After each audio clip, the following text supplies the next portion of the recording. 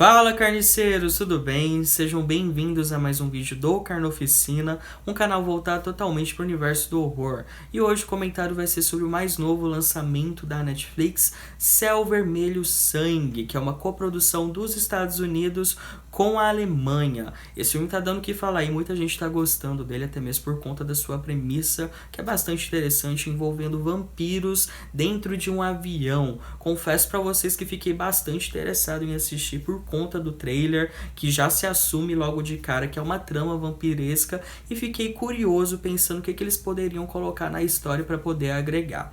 Então, será que eles conseguiram surpreender e unir essas duas junções de terrorismo com histórias de vampiro? E é sobre isso que a gente vai falar hoje. Então não saia daí, só lembrando que toda segunda é do cão aqui no canal.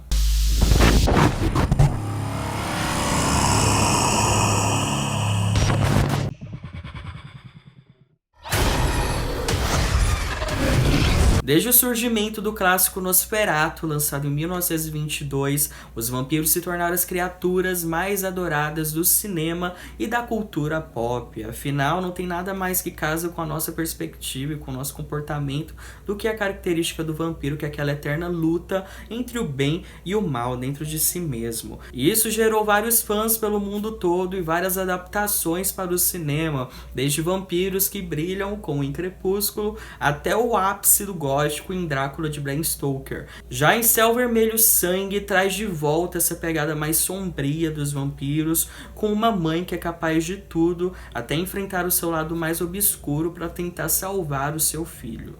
Na história acompanhamos Nadia, uma mulher com uma doença não tão misteriosa que é forçada a agir quando um grupo de terroristas tenta sequestrar um voo transatlântico. E para proteger seu filho, ela precisará revelar um segredo sombrio e libertar o monstro interior que lutava para esconder.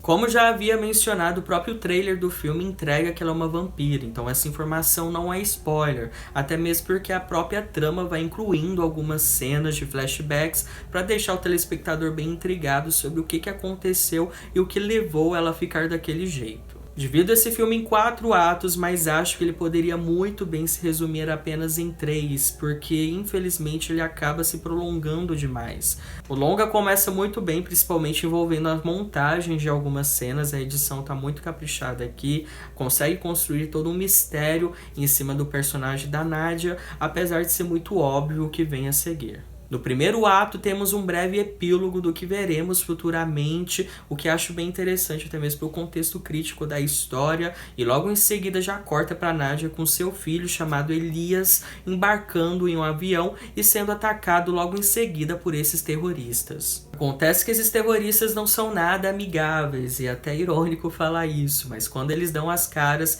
já dá pra ver que o nível de violência a seguir vai ser bem forte, com cenas bem impactantes envolvendo a agressão deles com o pessoal dentro desse avião. E a partir daí vamos para o segundo ato da história, que é quando Nadia se rebela contra esses terroristas a fim de defender o seu filho. Acontece que existe alguns escapismos no roteiro que me broxou um pouco quando assisti, afinal não é normal a gente ver uma criança correndo no corredor de um avião lotado por terroristas tentando se esconder no convés dele, e isso me broxou um pouco até mesmo por conta do comportamento do personagem, mas por conta disso ela acaba sendo ferida e estando machucada no momento de desespero, ela acaba bebendo sangue para poder se transformar e assim tentar se defender. Nesse processo preciso elogiar a parte da maquiagem prática, dos efeitos práticos, que tá incrível aqui. A estética do vampiro, da vampira em si é um pouco híbrida, lembra bastante 30 Dias de Noite, com vários dentes saindo pela boca, com orelhas pontiagudas, o semblante bem obscuro mesmo.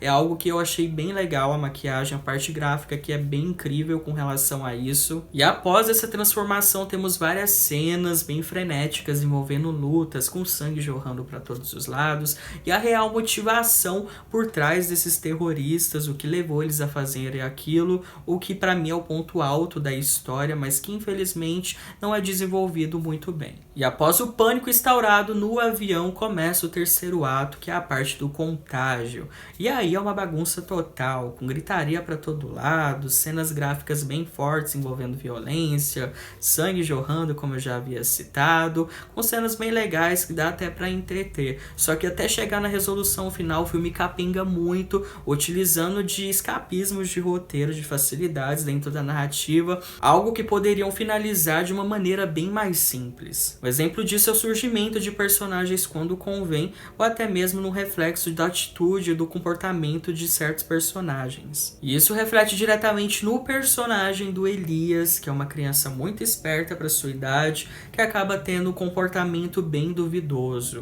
Mas, Eric, a gente tá falando de um filme de vampiros dentro de um avião. Tem a total consciência disso, mas a grande problemática da história é nesse drama que eles tentam criar entre o vínculo materno com o filho e tudo mais, que acaba não funcionando por conta da falta de química entre os personagens. E pra mim isso é um grande problema, até mesmo porque o filme se perde muito mostrando alguns flashbacks sobre a construção dessa personagem, mas não consegue criar esse vínculo, deixando tudo muito superficial. E por conta disso, o quarto ato, que deveria ser a resolução da história, acaba sendo bem preguiçoso, com cenas desnecessárias. Na verdade, tem algumas cenas assim que eu não consegui engolir, principalmente envolvendo essa criança novamente dentro de uma ambulância. Eu achei bem preguiçoso, com cenas que não deveriam estar ali. Não que eu esteja dizendo que esse filme é ruim, muito pelo contrário. Eu curti, achei um bom entretenimento, mas eu achei a premissa dele tão incrível que ele poderia ser bem melhor do que foi de fato. Resumindo, eu acho que eles poderiam muito bem na edição ter cortado algumas cenas que não precisavam colocar, ou até mesmo ter feito uma direção dos atores melhor, porque a gente tem a mania de culpar os atores sempre quando alguma atuação não tá tão legal como a gente gostaria, mas isso depende muito também da direção dos atores, tá, gente? Porque tanto no teatro quanto no audiovisual existe a direção do ator, toda uma preparação, até mesmo para poder criar química entre o elenco. Isso não aconteceu aqui pelo que eu vi, e basicamente é isso. Não é um filme ruim, mas é aquele tipo de filme que você precisa assistir quando você tiver o tempo de sobra aí, para desligar a mente e poder assistir sem nenhum tipo de neura. Basicamente é isso. Bom, espero que vocês tenham gostado. Quem gostou, por favor, deixa aquele like, se inscreva no canal, ativa o sininho, porque eu posto conteúdo do tipo toda segunda, quinta e sábado certinho. Espero de verdade que todos estejam bem. Deixa nos comentários dizendo o que achou aí do filme. Eu sei que muita gente gostou, porque pediu pra mim estar trazendo esse filme aqui pro canal. Então deixa aí nos comentários dizendo o que achou. Vou ficando por aqui e até a próxima.